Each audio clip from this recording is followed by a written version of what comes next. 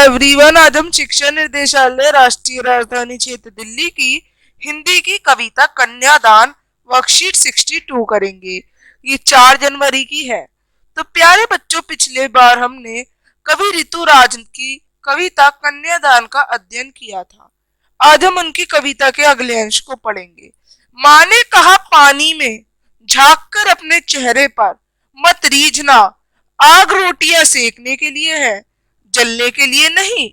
वस्त्र और आभूषण शाब्दिक ब्रह्मों की तरह बंधन है स्त्री जीवन के।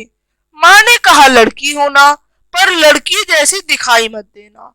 भावार्थ, कवि उस लड़की के विषय में कह रहे हैं जिसका विवाह हो रहा था।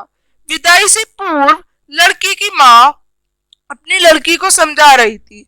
उसे कभी इस प्रकार व्यक्त कर रहा है कि माँ कह रही है कि तुम कभी अपने चेहरे की सुंदरता पर इस तरह मत रीझना, इस तरह घमंड मत करना, इस तरह खुश मत होना कि तुम्हें किसी भयानक समस्या का सामना करना पड़े, क्योंकि आग रोटियां सेकने के लिए, ना ही किसी के जलने के लिए है। ये वस्त्र और आभूषण व्यक्तियों को इस तरह अपने मुंह में उलझा लेती हैं कि व्यक्ति जीवन की सच्चाई से दूर हो जाता है। इसीलिए तुम अपनी नारी सुलभ गुण जैसे सरलता, विनम्रता, निश्चलता आदि बनाए रखना, किंतु स्वयं को इतना कमजोर मत बना लेना कि कोई तुम्हारे ऊपर अन्याय अत्याचार कर पाए। तो इस तरह से माँ अपनी बेटी को एक कविता के रूप में समझा रही है। ये इसका भावार्थ है। अब शब्दार्थ। ब्रह्म मतलब वहम, आभूषण मतलब गहने, बंधन मतलब मोह, रीझना मतलब खुश होना। तो आइए प्रश्न करते हैं। कविता में लड़की की माँ ने उसको क्या समझाने की कोशिश की? तो कविता में माँ ने बेटी को सीख दी थी कि वह केवल सुंदरता पर ही नहीं रीझे, बल्कि अपने वातावरण के प्रति भी सचेत रहे।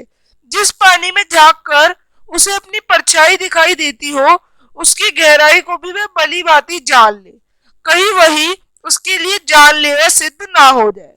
तो इस तरह से माँ समझाती है कि इतना भी खुश मत हो जाओ अपने चेहरे को देखकर। माँ ने लड़की को किसकी तरह ना दिखने के लिए कहा।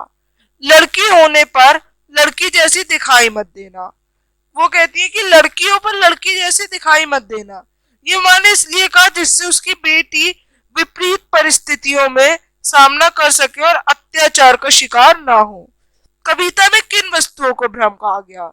तो वस्त्र, जो वस्त्र होते हैं हमारे, वस्त्रों को और आभूषणों को भ्रम कहा गया है।